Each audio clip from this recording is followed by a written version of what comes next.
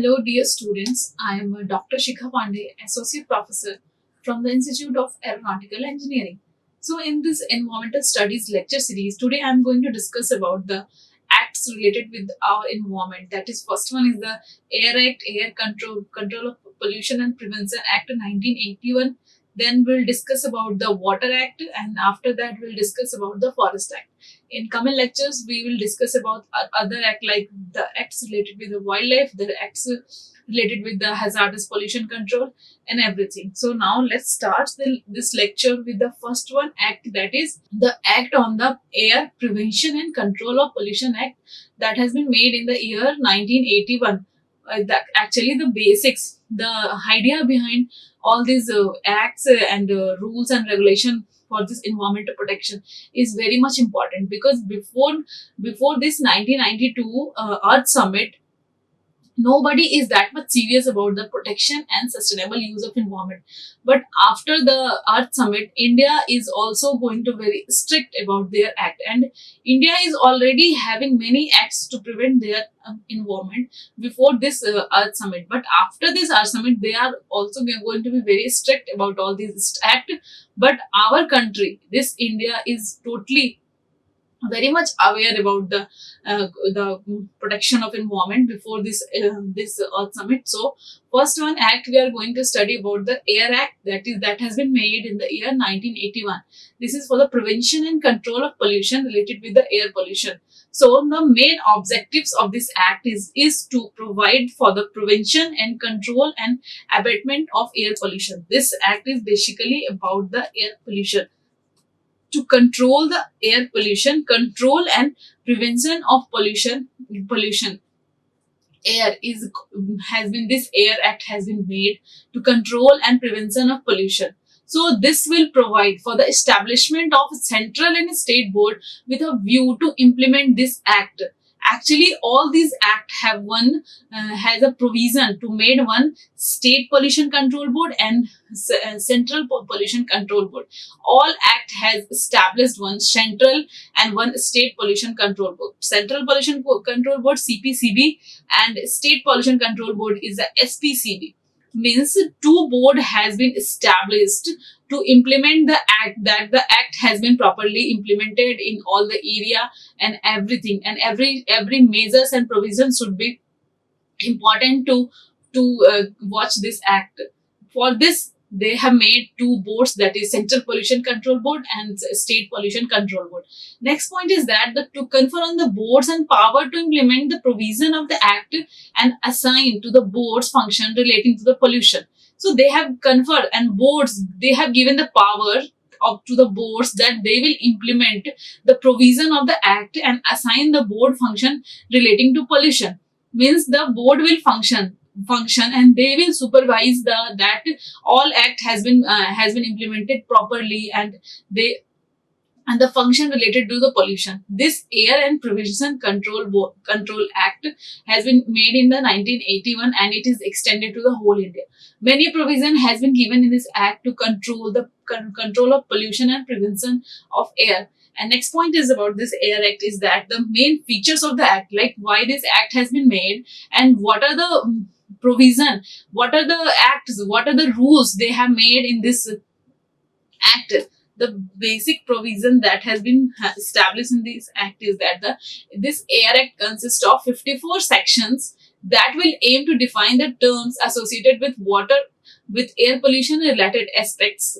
Means they have basic of this act is that it has been made by in the 54 section is there in this act, and in this act each and everything about air pollution is defined in the basic terminology. Means like what is air pollution, what is pollution, and in which term you can say that it will create a pollution, and what are the basic definitions of all this pollution. So they have made 54 sections that aim to define the terms associated with air pollution and all its related aspects, like what are the main reasons of air pollution, what are the primary pollutant, secondary pollutant, how many types of pollutant is there, and how they are affecting the health of the people. That all provision, and then that all terms that is associated with this air pollution has been explained in these terms. That's why it consists of 54 sections. So the next point is about the main features of this act is that is the person whoever controls any of the provision of act or any order or directed issue is punishable with imprisonment for a term which may extend it to 3 months or with a fine of 10,000 or with both. So any person will fine for the violation of this act. Means if they will find any person that will violate this act, some penalties is also there. They will find some penalties on any industry if an industry is throwing their dirty water directly into the river, if any small mills has discharging their garbage directly into the water and into the river water, then they will make some penalties on that particular industry.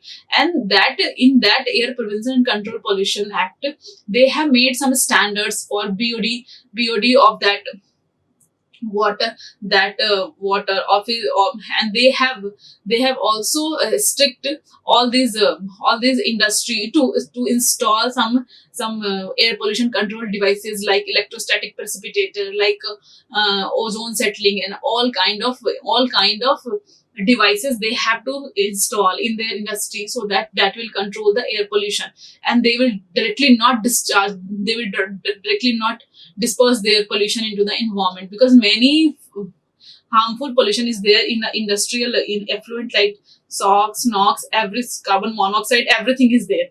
So any person or any industry who are controversial, who are not following this rule, have some punishable and some imprisonment is there for a terms, and maybe it will extend up to 3 months or with a fine of 10,000, or sometimes both will fine on a person or any industry that is polluting the air. So that act has been made to create some awareness among people and to create some penalties for the people, that they will aware about the air and water control act, because that is very much important to preserve this air. Now comes to the next point. This is about the function of the central board. So that in every act they have provided provision to form a central pollution board and state pollution board, central pollution board, central CPCB, central pollution control board, that is CPCB, and SPCB, that is state control pollution board. So the function of the central pollution board is that the main function of the central board shall be to improve the quality of air and to prevent, control and abate air in the country. And the main points of this function of the central board are that the to advise the central government or any matter concerning the improvement of the quality of air and the prevention, control and abatement of air pollution. So they will advise the central government or any matter that is related with the improvement of air quality and or the prevention of air and control of air pollution. They will give advices in with a meeting with everything, and they will supervise the function of the state and the and everything that has been made. So next point is that to plan and cause to be executed a nationwide program for the prevention, control or abatement of air pollution, to coordinate the activities of the state and resolve dispute among them. So they will coordinate the activities of the state, what state is doing the activities to control their pollution, the air pollution, and they will resolve the disputes related with this air pollution. So this is the function of a central board, because central board is formed centrally on central level. So they will coordinate and they will supervise the function of state board also. So first one is that they will advise the central government on any matter concerning with the improvement of the air quality or and prevention of air, control or abatement of air pollution. Next point is about that to plan and cause to be executed a nationwide program for the prevention, control or abatement of air pollution. They will plan and cause to be executed. They will execute the plan on a nationwide to control or abatement of air pollution. and to coordinate the activities of the state and resolve dispute among them. They will coordinate the activities of the state, what the state is doing, what the state control board is giving provision, and what the establishment they are doing to control the air quality of that area. So they will coordinate and they will supervise. And next point is that they will provide the technical assistance and guidance to the state board, carry out and sponsor investigation and research relating to the problems of air pollution and prevention, control or abatement of air pollution. Means that central board will provide technical assistance and guidance to the state board also. Means they will provide all the technical assistance and guidance to the state board to carry out and sponsor investigations and research relating to the problems of air pollution. They will create some research to that problem related with the air quality and prevention, control of and abatement of air pollution. Means these four are the main function of the central pollution control board. Like they will advise the central government also for the improvement of air quality. And next is that they will plan and execute a nationwide program to prevention of the and control or abatement of air pollution. And next is that they will coordinate the activities of state and resolve dispute among them. And next point is that they will provide technical assistance and guidance to the state board also to carry out and sponsor investigations and research relating to the problems of air pollution and prevention, control or abatement of air pollution. So these are the main function of the central board that shall be for the improvement of quality of air and to prevent, control or abate air pollution in the country. And now comes to the next point. This is about the function of the state board. Means that was about the function of the central board, what central board has to do for the improvement of air quality. And next point is about the function of the state board. What function state board should be carried out for the improvement of air quality. So first point is that to plan a comprehensive program for the prevention, control or abatement of air pollution and to secure the execution thereof. Means they will plan a comprehensive program to control the quality of air. Comprehensive program to control the prevention of air, control and abatement of air pollution and secure the execution thereof. Next point is that to advise the state government. They will advise the state government. Like Central Pollution Control Board will advise the central government. Likewise, State Pollution Control Board will advise the state government about any matter concerning with the air pollution or related with the improvement of air quality and control or abatement of air pollution. Next point is that to collect and disseminate information relating to air pollution and to collaborate with the central board in organizing the training of a person engaged or to be engaged in the person relating to prevention, control or abatement of air pollution and to organize mass education program relating thereto. Means next point is that they will do the collaboration with the central board for the organization of any training that will related with the person engagement or to be engaged in program relating to prevention, control or abatement of air pollution, and they will organize mass education program relating thereof. Next point is that to inspect air pollution control areas at such interval as it may think necessary, assess the quality of air therein and take steps for the prevention, control or abatement of air pollution in such area. Likewise, this state board will inspect air pollution and air quality in all the area in all the rural or urban area with some interval of time that, like they have to take steps for the prevention and control and abatement of pollution also. So they have to supervise on an interval of time like the air quality of any area or air pollution is there in any area. So these 5 points are the main functions of the state board. Like a state board will be formed at a state level, and they will always give advices for the prevention and control of air quality, improvement in air quality to the state board. And next point is that they will provide a comprehensive program for the control and prevention of air pollution. And next they will collaborate with the central board in organizing the training of a person engaged or to engage in program relating to prevention. They will sometimes they will collaborate with Central Pollution Control Board to make the training of the person, or sometimes they will make their own some little kind of workshop or little kind of one day seminar to engage their staff to understand about the air quality and to understand about the air quality, and to for the mass education relating programs also. And to inspect the air quality of any area, they have to make a plan on an interval basis to take the steps for the prevention, control, or abatement of air in such area. Now comes to the next slide. This is about the water prevention and control of pollution. So that was all about the central air pollution control, air prevention and control of pollution. Now next act is all about the water prevention and control of pollution. So again, one more act has been formed, that is called as Water Act. So this act will have formed in the year 1974, and this is all about for the prevention and control of pollution related with the water. So this act deals with steps important for prevention and control of water pollution. So all it will be formed for the prevention and control of the water pollution with all important steps. And the act is a central act that contains 8 chapters and 64 sections. Means this act will have 8 chapters and 64 sections.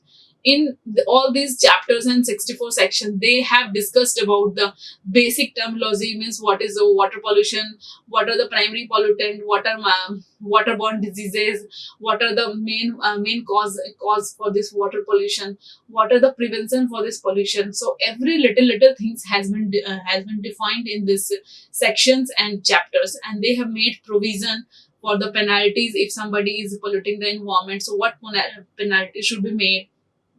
They have made some issues, and they have made some establishment of all the state pollution control board and central pollution control board. They have given some provisions and comprehensive plan for both the state and central pollution control board. Next point is that this act was passed in pursuance of clause 1 of article 252 of the Constitution of India. Means it has been passed in the clause 1 in the article 252 of the Constitution of India. So this act will provide extent of territorial application, commencement and definitions of term associated with water pollution and control. So in chapter 1 and section 1 and 2, first they have been given commencement and definitions of the terms associated or related with the pollution and control of water. Like the basic terminology, means what is water pollution, what are waterborne diseases, how many type of pollution is there, what is air pollution. Everything has been defined in this water act in this chapter 1 of the section 1 and 2. So, and next point is that to constitute the CPCB, like Central Pollution Control Board, and SPCB, State Pollution Control Board, for preservation and joint board, and their power and function for preservation and control of pollution has been discussed in the chapter 2, 3, 4 under the section 3 and 18. So in chapter 2, 3, 4, they have defined and constitute the CPCB and SPCB for the preservation and joint board, and their power and function for preservation and control of water pollution. So in 3 chapters and in 3 to 18 section, they have been provide the provisions and the establishment of these 2 boards and their preservation and joint board, and their powers has been defined. Powers and function of both the boards has been defined for the prevention and control of pollution. Next chapters, in the next chapters, like in chapter 5, they have defined about the provide power for preservation and control of water pollution. In the chapter 6, likewise chapter 6, they have defined the provide mechanisms, funds, accounts, or editing any mechanism to disburse these functions. For the implementation of all these functions, for the establishment and for the better functioning of the board, both of the boards, some funds has been given, and they have provided the mechanism of the funds or accounts or auditing for this water prevention and control of pollution act. Next point is that they provide the penalties and procedure for regulating the water pollution. Like chapter 7, in chapter 7 they will discuss about the penalties. Chapter 7 penalties has been discussed, penalties related with the water pollution and what penalties they will give for the person who is violating the rules of water act. And next miscellaneous is there, that is chapter 8. In chapter 8 some miscellaneous point is there, like the central government by notification of the office of gazettes and establish the central water laboratory, specify any laboratory or institute as central water laboratory. Either they have to establish their own laboratory or they will specify any laboratory as a central water laboratory to carry out the function entrusted to the central water laboratory under this act. So one provision is also there in this act, like to establish one water laboratory or to make any laboratory as a central water laboratory. So for the better functioning of this water act, and they will that provision has been given in the chapter 8. So in this way we have discussed like that there is 8 chapters in this water prevention and control of pollution. In starting chapter they have discussed about the basic terminology related with the water pollution, and in the next chapter they will give in the provision. They have provide the provisions for, in the 234 section they have provide the preservation and joint functioning of both the board, that is CPCB and SPCB, and that is coming under the section 3 to 18. Next is the chapter 5, they will provide power for preservation and control of water pollution. Like this, in chapter 6 it will provide some mechanism for funds, accounts and auditing to disperse these function. Chapter 7 to provide the penalties and procedure for regulating the water pollution. So in chapter 7 they provide the penalties and procedure for regulating the water pollution. And next chapter 8, that is miscellaneous. In this chapter they have been provide a provision to establish a central water laboratory or specify any laboratory or institute as the central water laboratory or carry out the function entrusted to the central water laboratory under this act. So this are all about the water prevention and control of pollution act, and they have made 8 chapters in the act with total 36 with total 250 total 252 section, 64 sections, sorry, 8 chapters and 64 sections. All these sections they have discussed about the water pollution basics and the funds for they will provide for the control of pollution, the functioning of the state pollution control board and the central pollution control board, and miscellaneously they every state and central pollution control board has to establish a water laboratory for carry out the research work related with that water. And comes to the next point, this is the basic objectives. What are the basic objectives of this act? Previously we have studied that the basic provision has been given in this act, how many chapters are there and how many sections is there. Now comes to the basic objectives of this act. So first is that this is an act to provide for the prevention and control of water pollution and the maintaining or restoring the wholesomeness of water. Means the basic objective of this act is that it will provide the prevention and control of water pollution and maintaining or restoring the wholesomeness of water, maintaining and restoring the original property of water. This is the main function, and this is the main point about this act. And the main objective of the act is that restoring of wholesomeness of water. And one of the primary objectives of this act is carrying out the purpose by assigning a set of responsibilities, powers and functions to the board for the prevention and control of water pollution. Like primary objective is that this act is carrying out the purpose by assigning a set of responsibilities, power and functions to the boards for the prevention and control of water pollution. They will give a set of responsibilities and power and function for the state, for the both of the board, state pollution control board and central pollution control board. The water act applies in the whole state of India.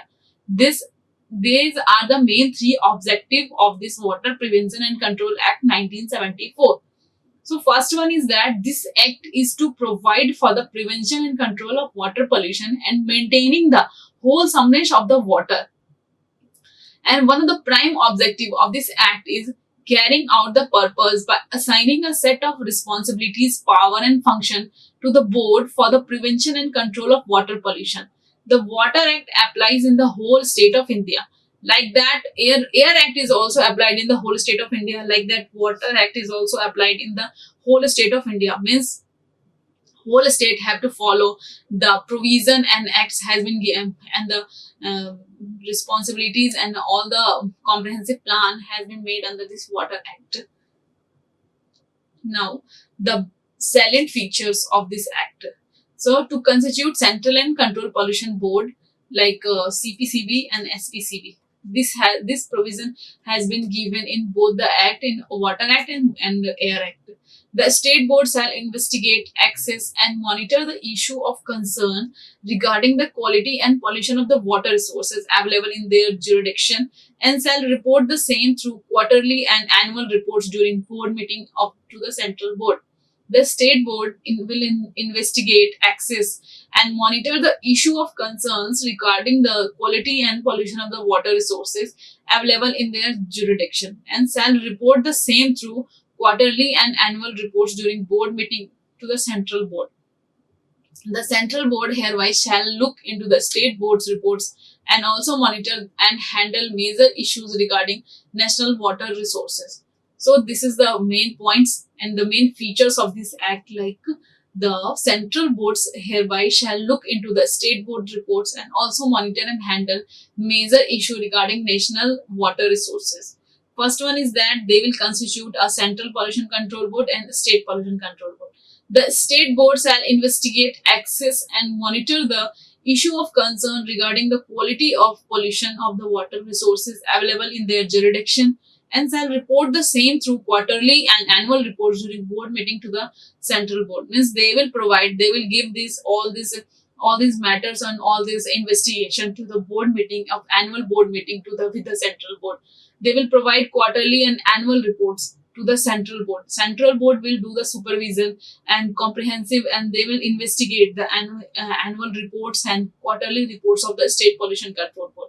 And the State Pollution Control Central Board have to look into the state board reports and also monitor and handle major issue regarding national water resource. So that Central Pollution Control Board will look into the state board's reports, and they will take a major issue.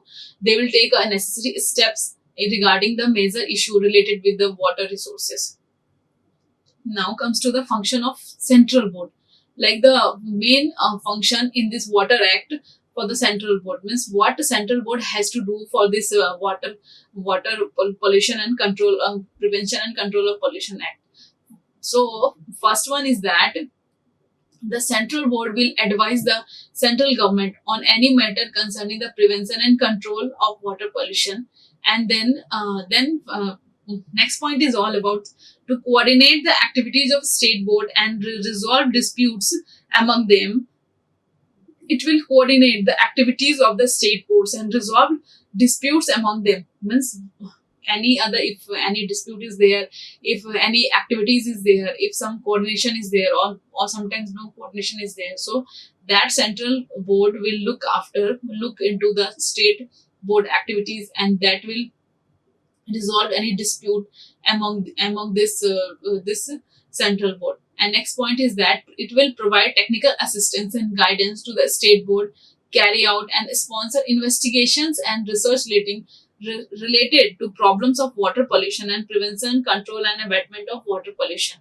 And it will collect, compile and publish technical and statistical data relating to water pollution and the measure it device for its effective prevention and control.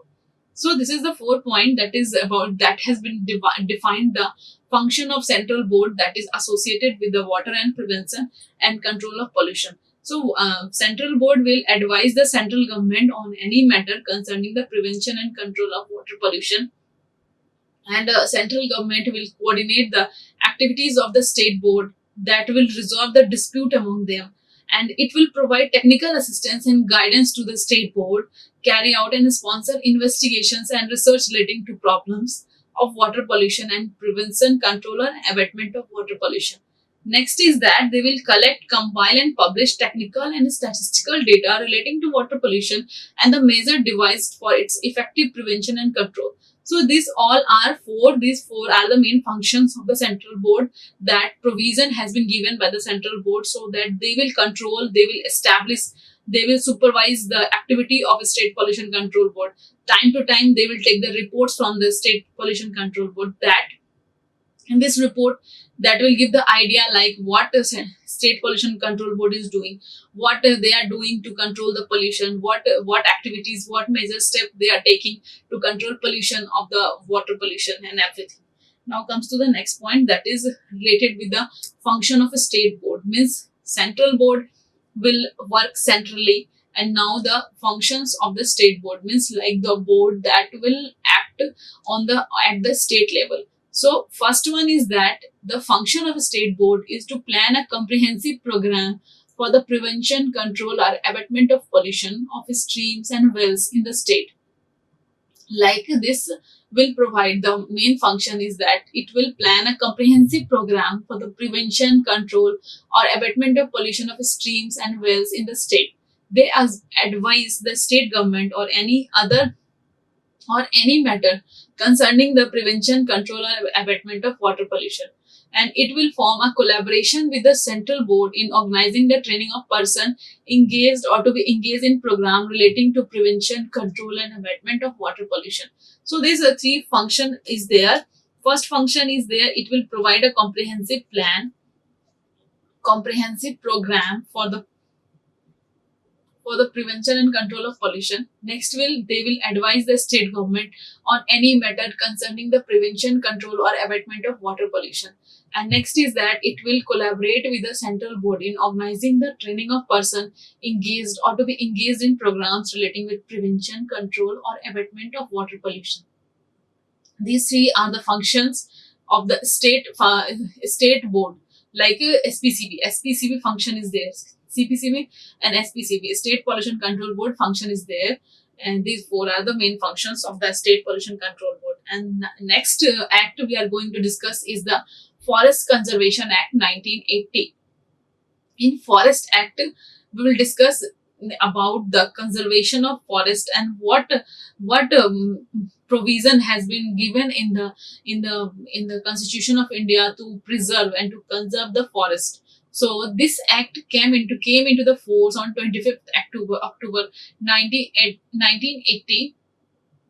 It is an act of Parliament of India that was enacted for providing a higher level of protection of forest and to regulate diversion of forest lands for non-forest purpose. So this will come under the act is 25th October 1980, and this act has been made in the Parliament of India to enact for providing a higher level of protection to forest and to regulate diversion of forest land for non-forest purpose. Like that, they will provide a higher level of protection of the forest, and it will regulate the conversion of forest land into the non-forest purpose. So this act is basically about the conservation of forest.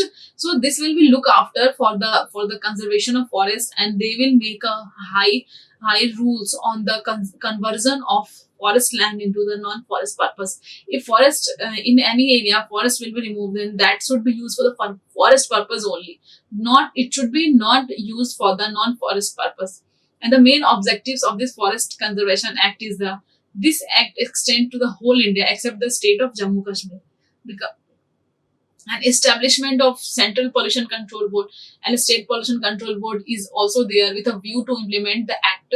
Means both the board has to establish to implement and to look after this act, that the act has been following properly or not. And consent of central board is mandatory over state board. Means over state board, everything, every activity they are doing, every program they are doing, some consent is very much mandatory from the Central Pollution Control Board. So these 3 points are the main 3 objectives of this Forest Conservation Act. First one is that this act extends to the whole of the India except some of the state of Jammu and Kashmir. Establishment of central and state board with a view to implement the act. And next point is that consent of central board is mandatory over state board activities, over state board actions, and implementation of plans or any comprehensive program. Consent of state board, central board is very much important. So the salient features of this act is that the act makes a provision of prior approval of the central government necessary before the state government or any other authorities issue direction for the de-reservation of reserved forest, use of forest land into the non-forest purpose, assigning forest land by a way of lease or otherwise to any private person or to any authority, corporation or agency. So main feature of this act is that this will give a provision of a prior approval of the central government is necessary before a state government should take any action issued relating to the preservation of reserved forest, sometimes use of forest land to the non-forest purpose, assigning forest land by the way of lease or otherwise to any private person or to any authority, corporation or agency.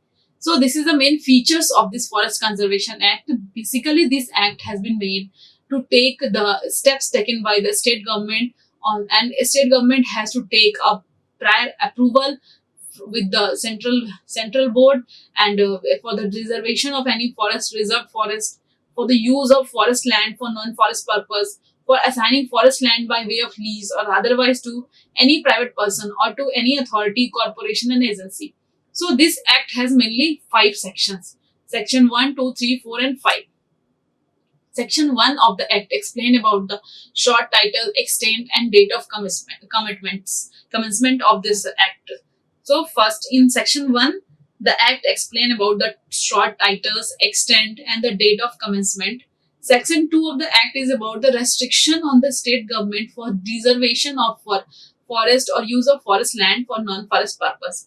Section 3 of the act deals with constitution of advisory committee, like section 3A deals with penalty for contravention of the provision of the act, and section 3B deals with cases in which the offence is made by authorities or government departments. Like section 3 of the act deals with the constitution of advisory body, means some advisory body should be constituted to deals with the penalty for contravention of the provision of the act, and section 3B deals with the cases in which the offence is made by the authorities or government departments. So this is the section number 3. Now comes to the section 4 and 5. Section 4 deals with the power to make rule. It states that the central government may be notification to the official gazette make sure for carrying out the provision of this act. Section 5 deals with repealing and saving, and like that penalties for contravention of the provision of Forest Act 1980, that whoever controverts or abets the contravention of any of the provision of section 2 shall be punishable with simple imprisonment for a period which may extend to 15 days. So the basics in the Forest Conservation Act is that it has total section 5, and the first point that is very much important in this Forest Conservation Act is that state has to take permission from the central board for any little activity, for any activities they are taking for this the reservation of reserved forest, or sometimes conversion of forest land into the non-forest area, or cutting of tree, or any small step they are taking. They have to take permission first from the central government. If central government will give the permission, then only the state board can do anything. But without taking prior permission from the central government, Central Pollution Control Board or central government, they can't take any action regarding the forest, for the conversion of the forest into the non-forest area, or like conversion of forest into the pasture area or any area. They have to first take the provision from the permission from the state board, central. And section 1, they have defined about the some short explanation about the titles, some short titles, or some definition of that act. Like section 2, they have given about the restriction they have made for the state government, all the restriction they have made for the state government. And the section 3 acts deal with the constitution of advisory body, means they have to make any advisory body. And section 3A is also there, that deals with the penalty of for contravention or provision of the act. And 3B deals with the cases in which the offense is made by authorities or government departments. Means in section 3, two section is again there. 3A deals with the contravention or provision of act, means penalty for the not violating of the rules or violating of the rules given in this act. Like 3B is there, that is for the deals with the case in the offenses has been made by the government departments, authorities, or any government departments. 3A 3B is there. Next one is the section 4, that deal with the powers and to make rule. Section 5 deals with the repairing and savings of the forests, and again penalties has been there for contravention of the provision of the Forest Act 1980, that whoever contravenes or abates the contravention of any of the provision of section 2 shall be punishable with simple imprisonment for a period which may extend up to 15 days. 15 days. This is all about the Forest Conservation Act. Mainly 5 section is there, and all section has defined some activities, some given some penalties also, that is very strict about the cutting of tree. And that the main reason behind this formation of this act to conservation of the forest, and that has been already made in this Forest Conservation Act 1980, and that's why they have made section, all 5 section. And all section they are very strict about the cutting of trees, either it is by the government official, either it is about their also department, they will give the penalties for them also. And for every little step, a state board have to take prior permission with the central board.